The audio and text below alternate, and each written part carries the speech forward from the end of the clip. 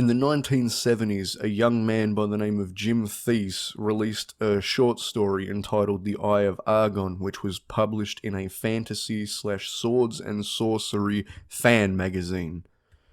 With his intentions to become a great literary classic writer, he hoped that this piece of fiction would kickstart his career. However, it would become notorious for a reason that I'm sure he never intended. Today, we're going to be taking a look at the Eye of Argon, in what I hope to be a handful of parts where I super duper seriously read this book to you guys. Now, number one, I want to apologise for how poor some of this reading may be. I am literate, but it's an incredibly difficult story to read, and sometimes words that just straight up don't exist are used as if they're just normal describing words. But outside of that, I think this is going to be a bit of fun.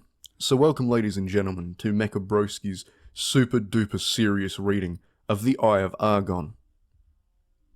I also want to say too that I might struggle to read certain words because the print is quite poor quality. Some of the words are quite vivid and easy to make out, whereas some of them are quite worn with age, which is to be expected. But if I struggle with certain things, that's why. Alright, let's begin. The Eye of Argon by Jim Thies. The weather-beaten trail wound ahead into the dust-racked climes of the barren land which dominates large portions of the Norgolian Empire. Age-worn hoof prints, smothered by the sifting sands of time, shone dully against the dust-spattered crust of earth. The tireless sun cast its parching rays of incandescence from overhead halfway through its daily revolution. Small rodents scampered about, occupying themselves in the daily accomplishments of their dismal lives. Dust sprayed over three heaving mounts in blinding clouds, while they bore the burdensome cargoes of their struggling overseers. Prepare to embrace your creators in the stingent haunts of hell, barbarian, gasped the first soldier. Only after you have kissed the fleeting steed of death wrench, returned Gringa. A sweeping blade of flashing steel riveted from the massive barbarian's hide-enabled shield as his rippling right arm thrust forth, sending a steel-shod blade to the hilt into the soldier's vital organs. The disemboweled mercenary crumpled from his saddle and sank to the clouded sward, sprinkling the parched dust with crimson droplets of escaping life fluid.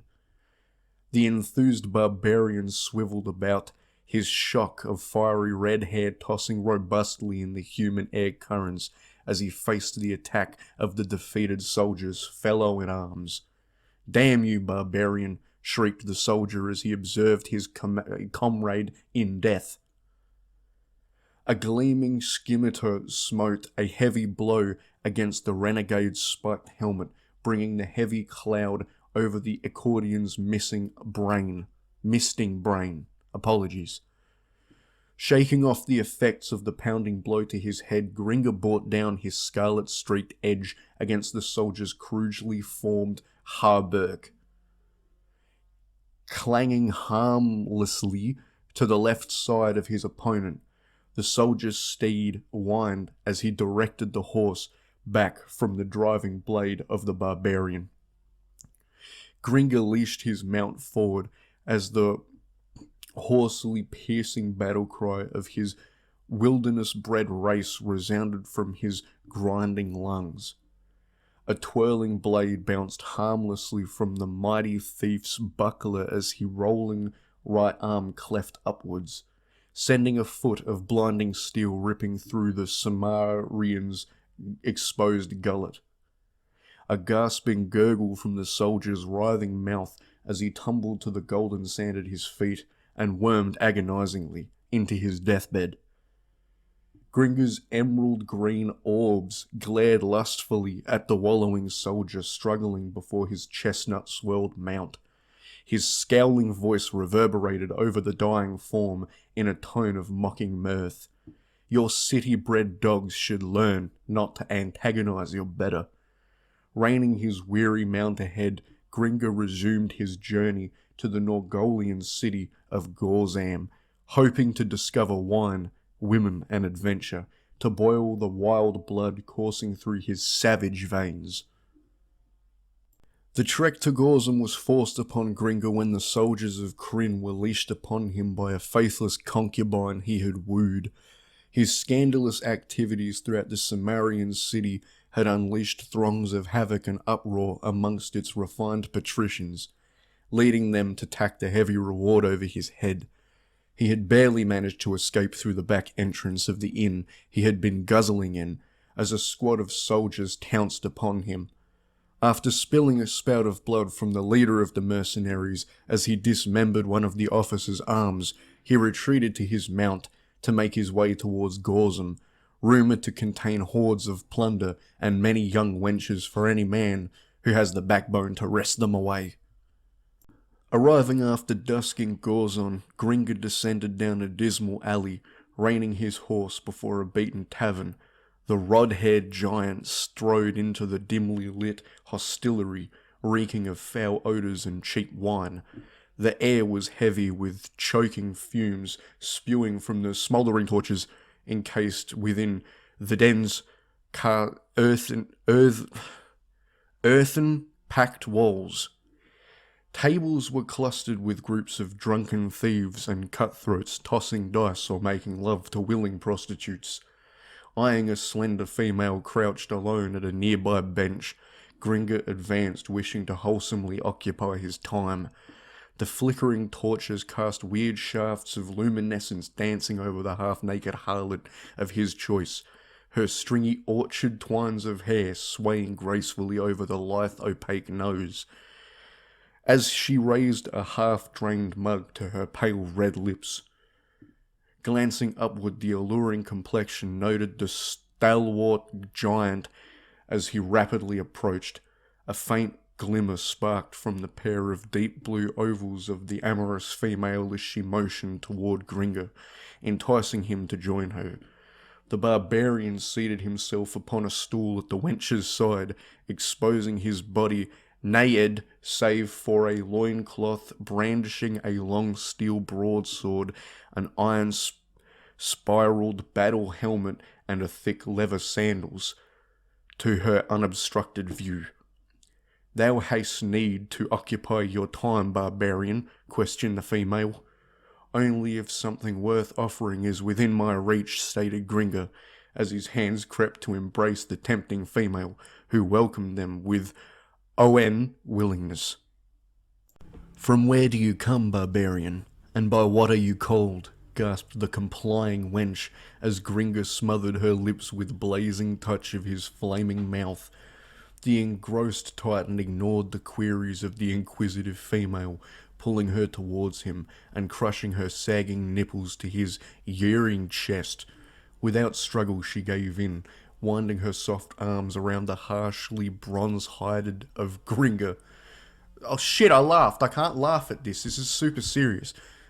Let me restart. I apologise. That's very unbecoming of me. Sorry about that. The engrossed Titan ignored the queries of the inquisitive female, pulling her towards him and crushing her sagging nipples to his yearning chest.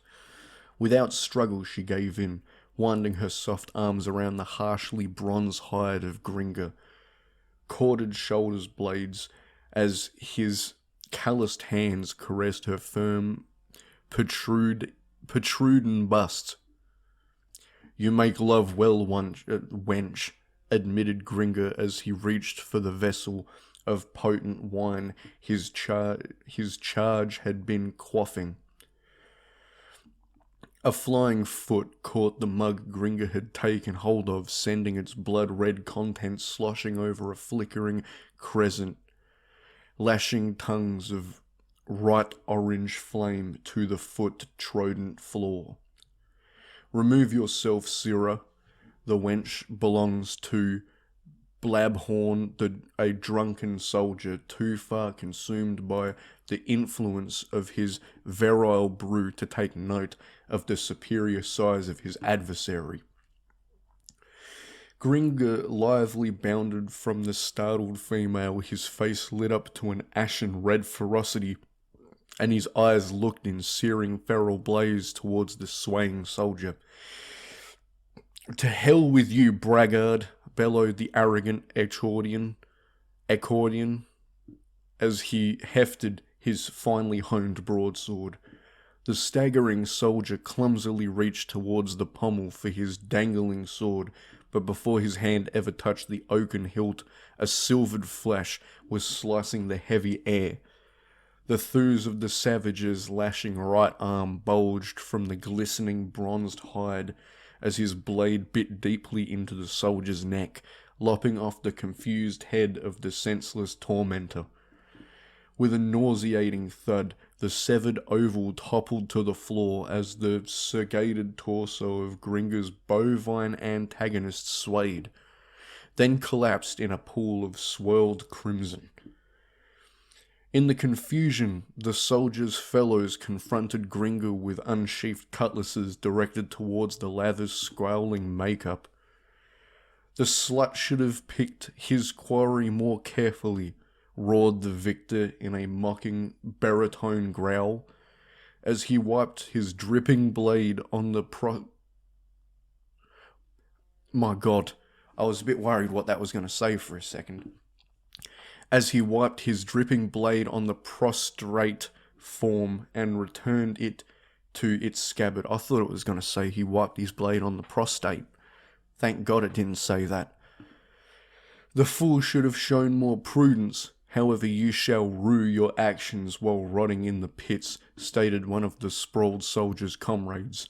Gringa's hand began to remove his blade from its leather housing, but retarded the motion in face of the blades waving before his face. "Dismiss your hand from the hilt, barbarian, or you shall find a foot of steel sheathed in your gizzard." Gringa weighed his position, observing his plight, whereupon he took the soldier's advice as the only logical choice. To attempt to hack his way from the present predicament could only warrant certain death. He was of no mind to bring upon his own demise if an alternate path presented itself. The will to necessitate his life forced him to yield to the superior force in hopes of a moment of carelessness later upon the part of his captors, in which he could effect a more plausible means of escape. "You may steady your arms. I will go without a struggle."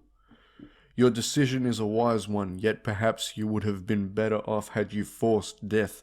The soldier's mouth wrinkled to a sadistic grin of knowing mirth as he prodded his prisoner on with the sword point. This story has incredible purple prose. Honestly, I have a feeling that Jim may have been onto something. And I also have a feeling that this actually may have Berserk's number. I actually feel like this could put up a good fight against Berserk.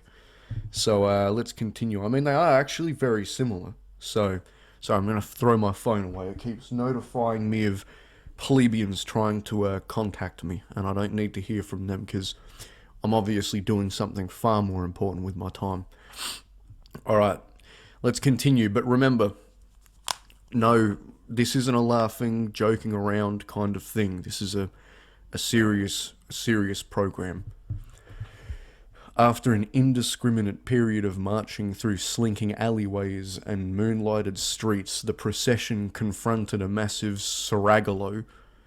The palace area was surrounded by an iron grating with a lush garden upon all sides. The group was admitted through the gilded gateway, and Gringa was led along a stone pathway bordered by plush vegetation lustfully enhanced by the moon's shimmering rays. Upon reaching the palace, the group was granted entrance, and after several minutes of explanation, led through several winding corridors to a richly draped chamber. Confronting the group was a short, stocky man seated upon a golden throne. Tapestries of richly draped regal blue silk covered all walls of the chamber, while the steps leading to the throne were plated with sparkling white ivory. The man upon the throne had a naked wench seated in each of his arms, and a trusted advisor seated in back of him. At each corner of the chamber, a guard stood at attention with upraised pikes supported in their hands, golden chainmail adorning their torsos, and barred helmets emitting scarlet plumes enshrouding their heads. The man rose from his throne to the dais surrounding it. His plush turquoise robe dangled loosely from his chunky frame.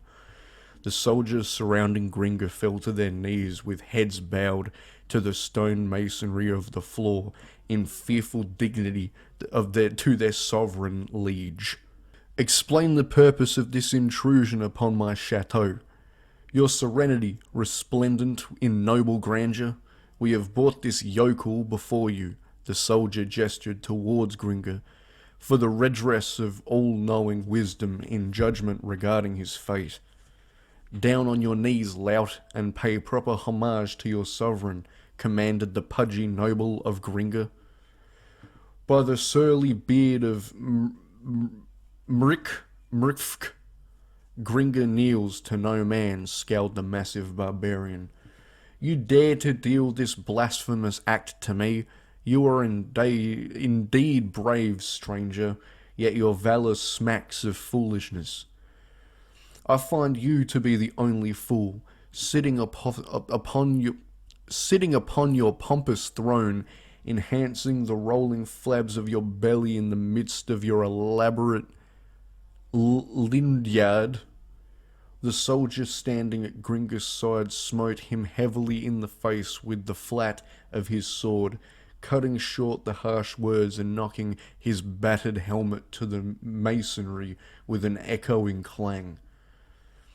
The paunchy noble's sagging round face flushed suddenly pale, then hastily lit up to a lustrous cherry-red radiance.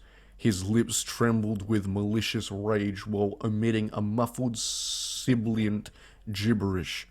His sagging flabs rolled like a tub of upset jelly, then compressed as he sucked in his gut in an attempt to conceal his softness. The prince regained his statue, then spoke to the soldiers surrounding Gringa, his face contorting into an ugly expression of sadistic humour. Take this uncouth heathen to the vault of misery, and be sure that his agonies are long and drawn out before death can release him. As you wish, sire, your command shall be heeded immediately, answered the soldier to the right of Gringa as he stared into the barbarian's seemingly unaffected face. The advisor seated in the back of the noble slowly rose and advanced to the side of his master, motioning the wenches seated at his sides to remove themselves. He lowered his head and whispered to the noble, Eminence, your punishment should have decreed will cause much misery to this scum, yet it will last only a short time. Then release him to a land beyond the sufferings of the human body.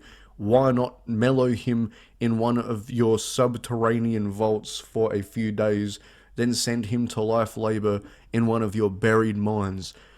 To one such as he, a life spent in confinement of the Stygian pits will be an infinitely more appropriate and lasting torture.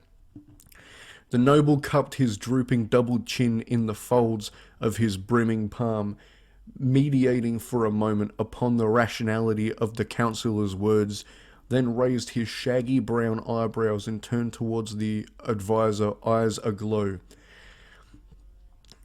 As always, Agafind, you speak with great wisdom. Your words ring of great knowledge concerning the nature of one such as he. Saith the king. The noble turns towards the prisoner with a noticeable shimmer reflecting in his frog-like eyes, and his lips contorting into a greasy grin. I have decided to void my previous decree. The prisoner shall be removed to one of the palace underground vaults. There he shall stay until I have decided that he is sufficiently simmered, whereupon he is to be allowed to spend the remainder of his days at labour in one of my mines. Upon hearing this, Gringa realized that his fate would be far less merciful than death to one such as he, who is used to roaming the countryside at will. A life of confinement would be more than his body and mind could stand up to. This type of life would be immeasurably worse than death.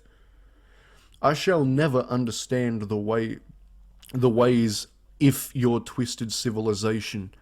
I simply defend my honour and am condemned to life confinement by a pig who sights on his royal ass wooing whores and knows nothing of the affairs of the land he imagines to rule, lectures Gringa. Enough of this. Away with the slut before I lose my control.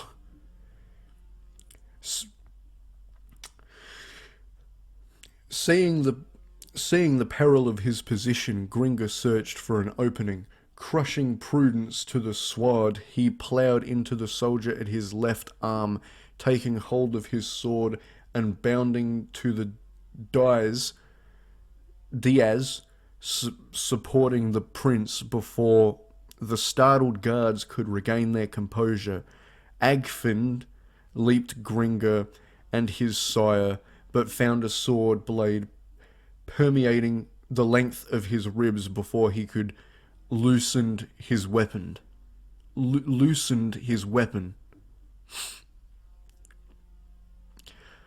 I think that'll be it for today, my friends.